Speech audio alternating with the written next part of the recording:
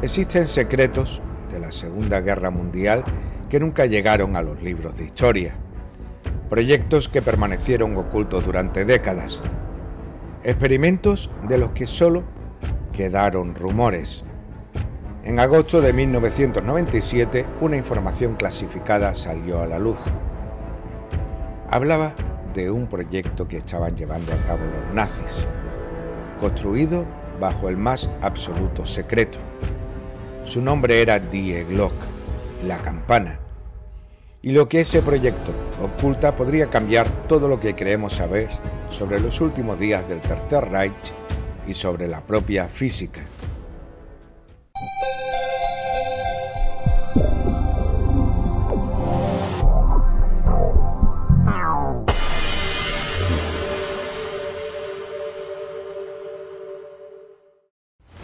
Durante la Segunda Guerra Mundial se produjeron algunos de los avances científicos más importantes de la historia en ambos bandos, con el objetivo de superar al enemigo. Así apareció el radar, los cohetes balísticos, las computadoras programables o la fisión nuclear, entre otras tecnologías que cambiaron el mundo para siempre.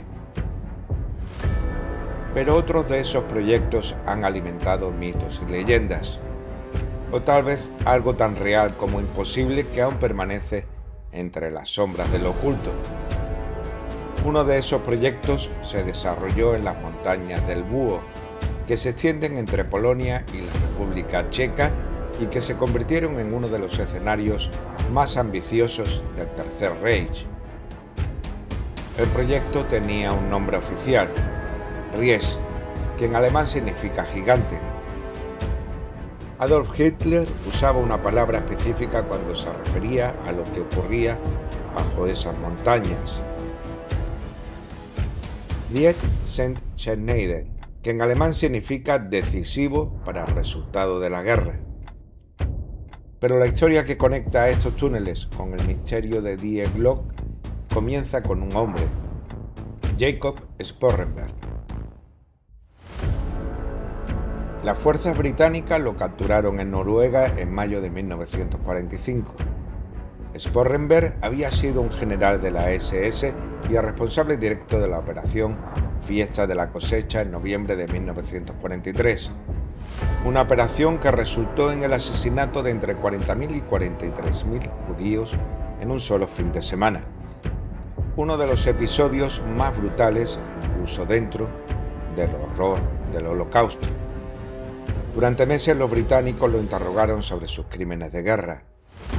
Eventualmente lo transfirieron a Polonia, donde enfrentó años de juicio hasta que fue ejecutado por ahorcamiento el 6 de diciembre de 1952. Y es entonces cuando la historia se vuelve verdaderamente intrigante.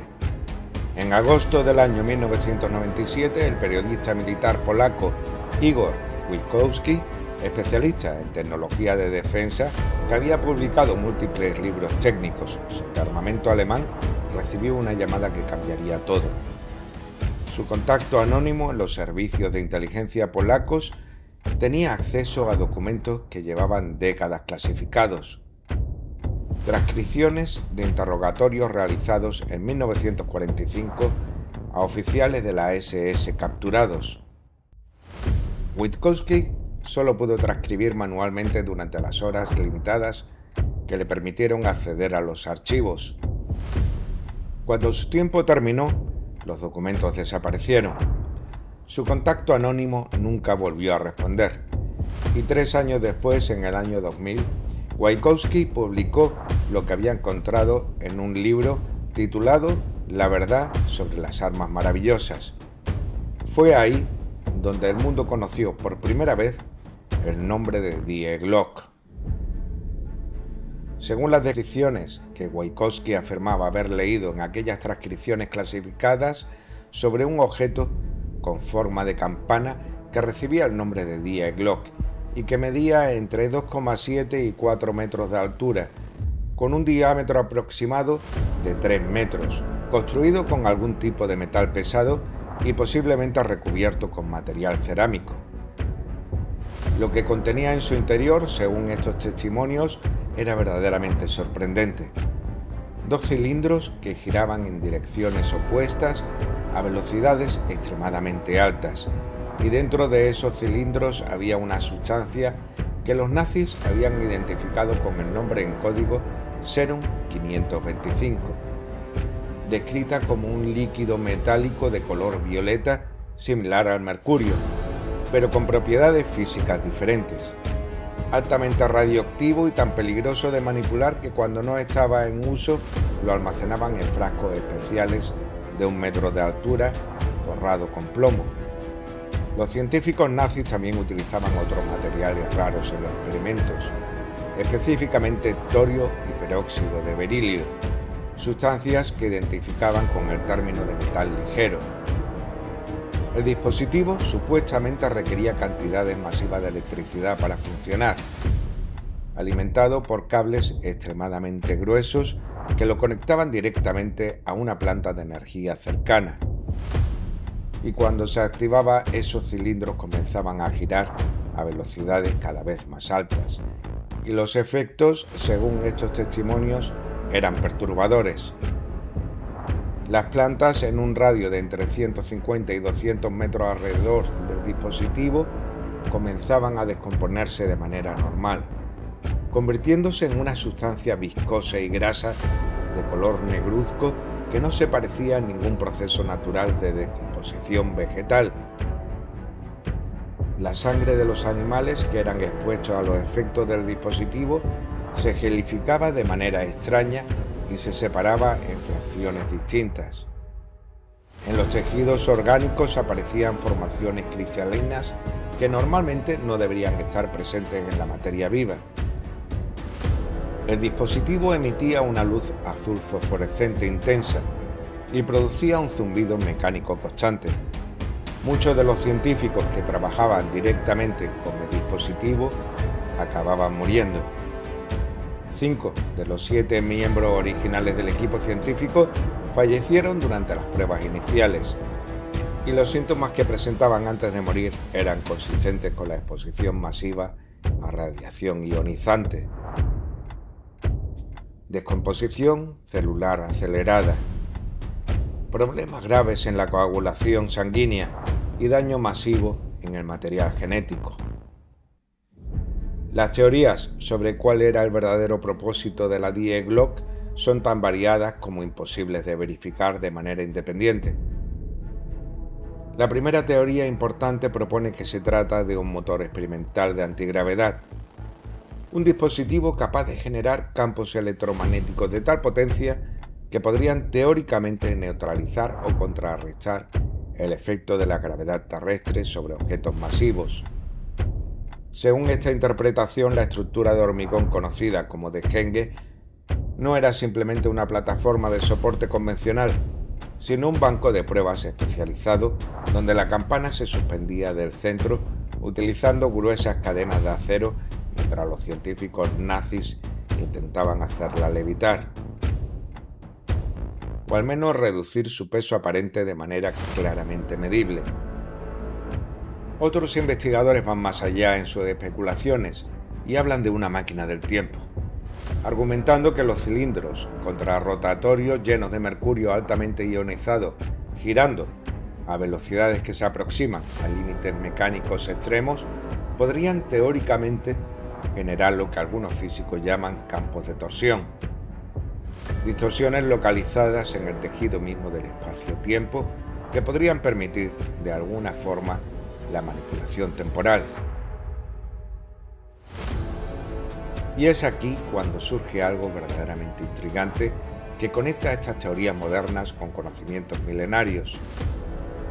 Los textos sagrados de la antigua India, específicamente el Ramayana, el Mahabharata y el Vaimanika Sastra, contienen descripciones sorprendentemente detalladas de máquinas voladoras llamadas vimanas, naves que supuestamente podían detenerse en el aire sin ningún soporte visible, que podían cambiar de dirección de manera prácticamente instantánea, que podían volar a velocidades que los textos describen como increíbles. Y lo más sorprendente para nuestra historia es que muchas de estas vimanas legendarias se describen con una forma que recuerda a una campana. Y aquí está el dato histórico que añade otra capa más de intriga a toda esta narrativa.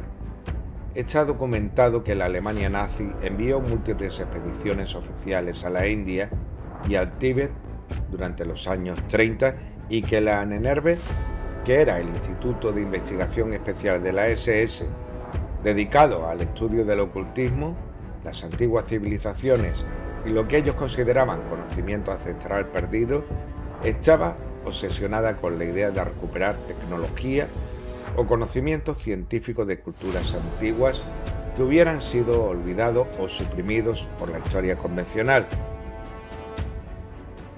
En cuanto al destino final de la Die Glocke, si es que alguna vez existió realmente, las teorías son tan variadas como mutuamente contradictorias. Igor Wikowski afirma en sus escritos que el dispositivo terminó siendo evacuado de Alemania en los últimos días de la guerra y transportado a un país sudamericano que mantenía relaciones amigables con elementos del régimen nazi.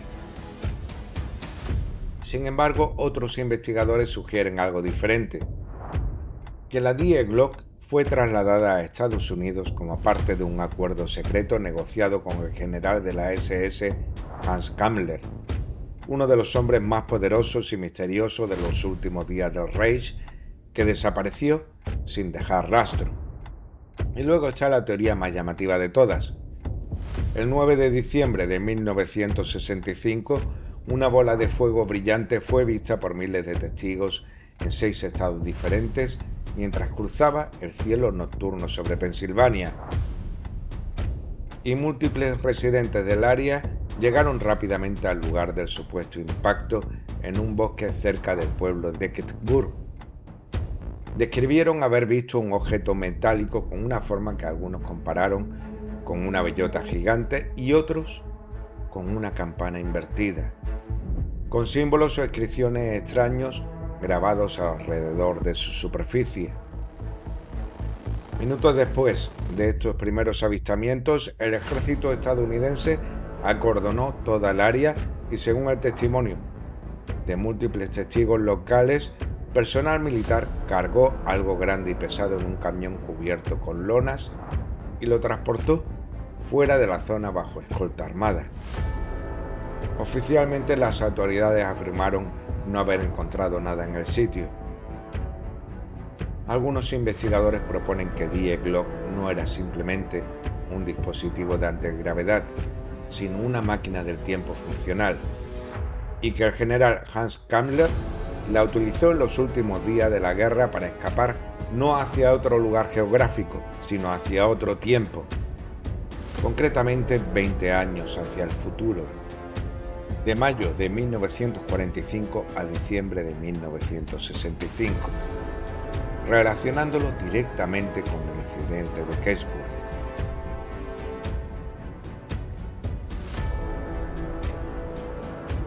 Otras teorías hablan de la Antártida, de que los nazis evacuaron Die Glocke a supuestas bases secretas en Neuschwabenland, el territorio antártico que Alemania reclamó en 1939, y aseguran que el dispositivo continúa allí, oculto bajo el hielo. La historia de Die Glocke alcanzó una dimensión diferente y una audiencia global cuando en el año 2001 Nick Cook publicó su libro titulado La búsqueda del punto cero, un libro fascinante que exploraba la historia de la investigación en tecnología antigravedad a lo largo del siglo XX y que dedicaba varios capítulos enteros a la Die Glocke y al proyecto Riese. Pero lo notable es que Cook no se limitó a escribir sobre el tema desde la comodidad de su oficina en Londres, sino que viajó personalmente a Polonia. Visitó los sitios físicos donde supuestamente ocurrieron estos eventos. Caminó por los túneles del proyecto Riese que están abiertos al público. Examinó cuidadosamente la estructura de hormigón conocida como de Kenge. Entrevistó extensamente a Igor Wikowski durante varios días y habló con residentes locales ancianos que aún conservaban recuerdos de los años de la ocupación nazi. Su conclusión, publicada en un libro que fue distribuido internacionalmente, fue que había algo real detrás de esta historia, algo que merecía una investigación académica seria más allá del sensacionalismo. Cook especuló en su libro que Die Glocke podría ser evidencia de investigación nazi en tecnología antigravedad, que ese conocimiento habría sido capturado por los estadounidenses al final de la guerra como parte de la operación Paperclip, en donde Estados Unidos habría reclutado a científicos alemanes, y que ese gobierno estadounidense podría haber estado trabajando en secreto en el desarrollo de esta tecnología durante más de 50 años. Otros autores han tomado las afirmaciones básicas de Gwiazdowski y la han expandido aún más lejos en direcciones cada vez más especulativas.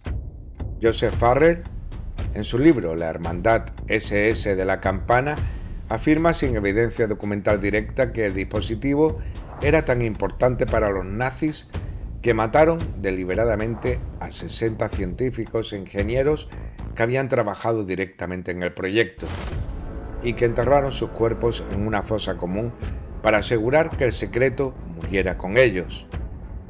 Según Farrell, el dispositivo no era simplemente un arma más avanzada, sino la culminación de toda una física alternativa que los nazis estaban desarrollando en paralelo a la ciencia convencional, una física basada en campos de torsión y en la manipulación directa del espacio-tiempo.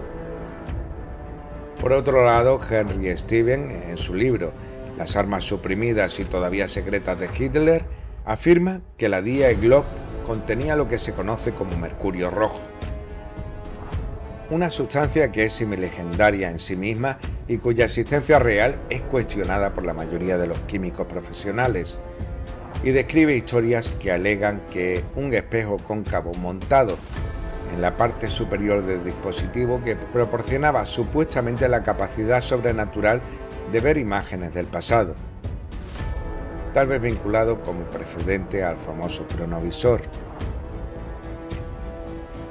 Todos estos investigadores comparten una perspectiva fundamental, que la ausencia de documentación oficial no es evidencia de que la Die Glocke no existiera, sino evidencia de cuán exitoso fue el secretismo nazi. Argumentan que los documentos fueron destruidos deliberadamente antes de que cayeran en manos enemigas, o por el contrario, que fueron capturados y clasificados inmediatamente por potencias aliadas que no querían que supiera qué tipo de tecnología habían encontrado realmente en los últimos días del Reich.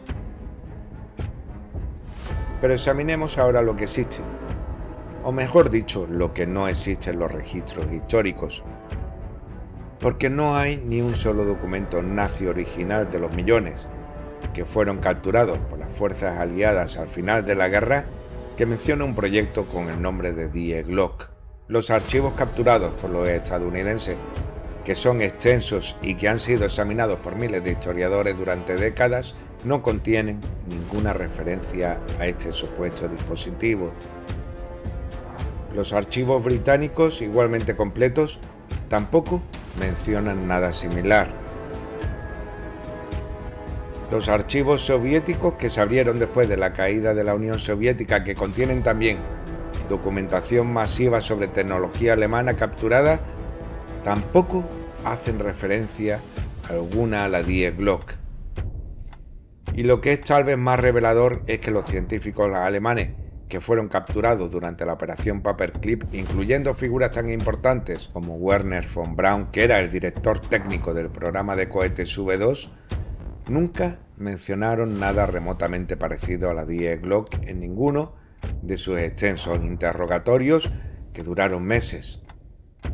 Los registros técnicos del programa V2, documentados con un nivel de detalle casi obsesivo, que incluye planos de cada componente, presupuestos detallados de cada fase e informes semanales de cada progreso, no contienen ninguna referencia a experimentos paralelos con antigravedad, con distorsión temporal o con dispositivos experimentales que tuvieran forma de campana.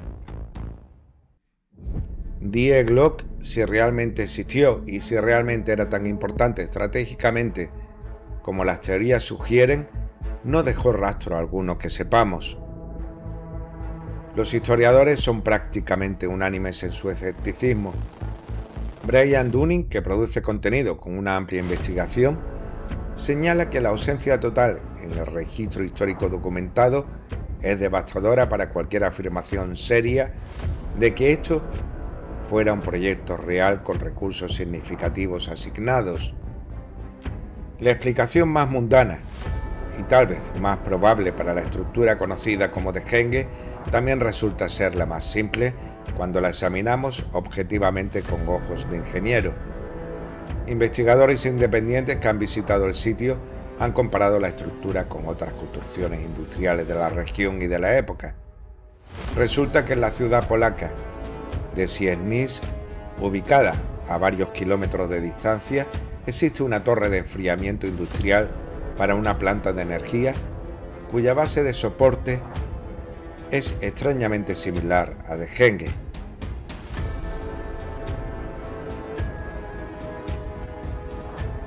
Y hay una pregunta fundamental que ningún creyente en la realidad histórica de la Die Glocke ha podido responder de manera satisfactoria.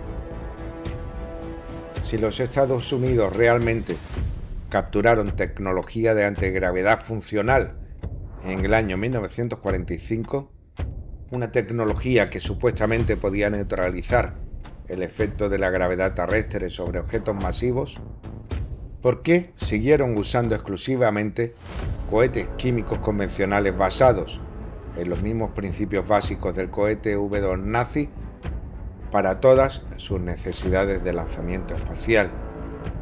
Y cientos de miles de millones de dólares desarrollando los cohetes Saturno V para el programa Apolo que llevó humanos a la Luna, usando para ello tecnología de propulsión química convencional. La respuesta más obvia y tal vez la más simple, la que requiere menos suposiciones adicionales, es que simplemente no existió tal tecnología revolucionaria. Jacob Sporrenberg, la supuesta fuente original de toda esta información según la narrativa de Wikowski, era un criminal de guerra condenado que enfrentaba una ejecución segura y que podría haber tenido múltiples razones muy humanas para inventar historias elaboradas, tal vez para exagerar su propia importancia dentro del régimen o para sembrar deliberadamente desinformación durante sus interrogatorios. Como hemos visto, la Die Glocke permanece en el umbral incierto de lo posible y lo imposible bajo el amparo de los proyectos secretos durante la Segunda Guerra Mundial. ¿Hasta qué punto pudiera ser posible que la Alemania nazi construyera un aparato de tal magnitud? Eso es algo que no sabemos con certeza. Nos hemos adentrado en los datos verificables, lo puramente testimonial y lo especulativo, junto a lo que dicen las versiones escépticas que lo califican de poco menos que un mito. ¿Existió un proyecto de tal envergadura? ¿Puede permanecer los planos de aquel extraño artilugio aún ocultos?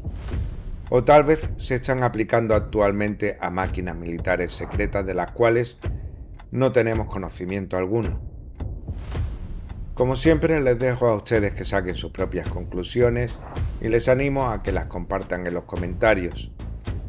Si el programa ha sido de su agrado, no olviden darle a like. Y nos vemos en el próximo programa, si es que ustedes así lo desean.